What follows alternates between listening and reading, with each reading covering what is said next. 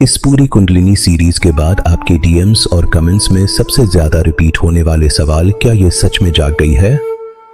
क्या ये डेंजरस है? क्या बिना गुरु के पॉसिबल है?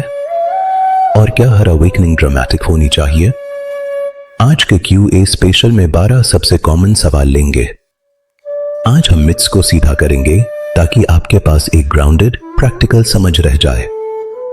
सवाल 1, कुंडलिनी एनर्जी असल में है क्या? कुंडलिनी FAQs इसे 3 तरह से डिस्क्राइब करते हैं: यूनिवर्सल एनर्जी, BODYMIND को चलाने वाली प्राणिक एनर्जी, और चेतना की शक्ति जो इन दोनों को जोड़ती है। योगा ट्रेडिशन के हिसाब से ये रीढ़ के बेस पर डोमिनेंट स्पिरिचुअल एनर्जी है। सवाल 2, क्या कुंडलिनी योगा हर हाल में डेंजरस है? योगा जर्नल और कई टीचर्स लिखते हैं। मिथ नंबर 1 है, कुंडलिनी हमेशा डेंजरस है।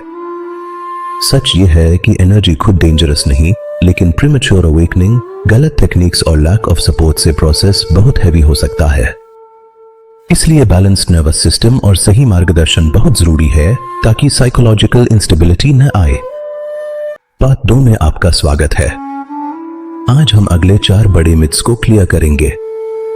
सवाल 3, क्या अवेकनिंग हमेशा ड्रामेटिक होती है? कई लोग सोचते हैं कि इसका मतलब तुरंत विजन्स और जोर जोर से क्रियास है, लेकिन टीचर्स कहते हैं अक्सर अवेकनिंग बहुत ग्रेजुअल होती है, सटल शिफ्ट्स, डीपर पीस, बिना किसी बड़ी फिल्मी घटना के। सवाल 4, क्या कुंडलिनी तभी जागती है जब मैं टेक्निक्स करूं?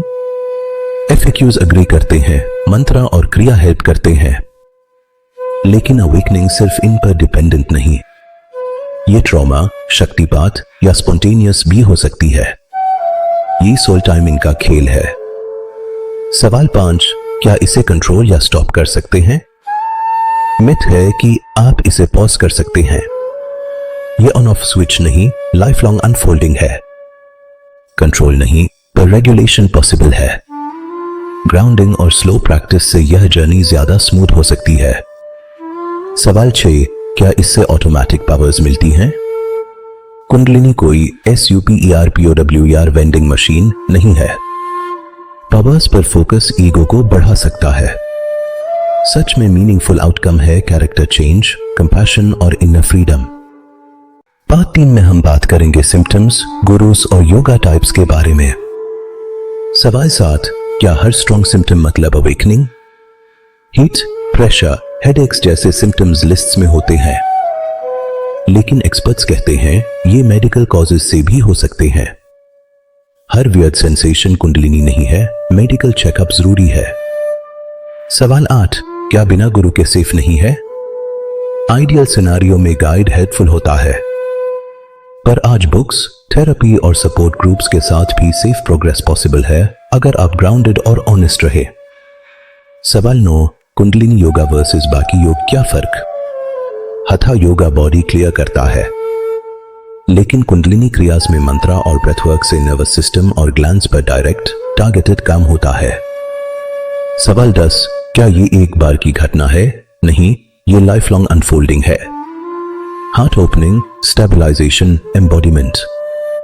असली काम एक धमाका नहीं, बल्कि इंटीग्रेशन और डेली लाइफ में अवेयरनेस उतारना है जो सालों चलता है। पार्ट 4 में आपका स्वागत है। आज हम आखिरी सवालों और पैनिक से निपटने के तरीकों पर बात करेंगे। सवाल 11, क्या कुंडलिनी हमेशा एनलाइटनमेंट तक ही ले जाती है? थियोरेटिकली मोक्षा तक, लेकिन प्रैक्टिकली पाथ लिनियर नहीं, जिगजैग है। ईगो, कर्मा और चॉइसेस सब आउटकम को इन्फ्लुएंस करते हैं। सवाल 12, अगर ऑलरेडी डर लग रहा है तो क्या करूं? प्रीमेच्योर फोर्स मत करो। नर्वस सिस्टम को रेगुलेट करने वाले टूल्स सीखो, ग्राउंडिंग, ब्रेथ। एवरीडे लाइफ को स्टेबलाइज करो। ये प्रोसेस कियोस नहीं, ह्यूमन एवोल्यूशन का हिस्सा है। पैनिक से ज्यादा काम पेशेंस करता है।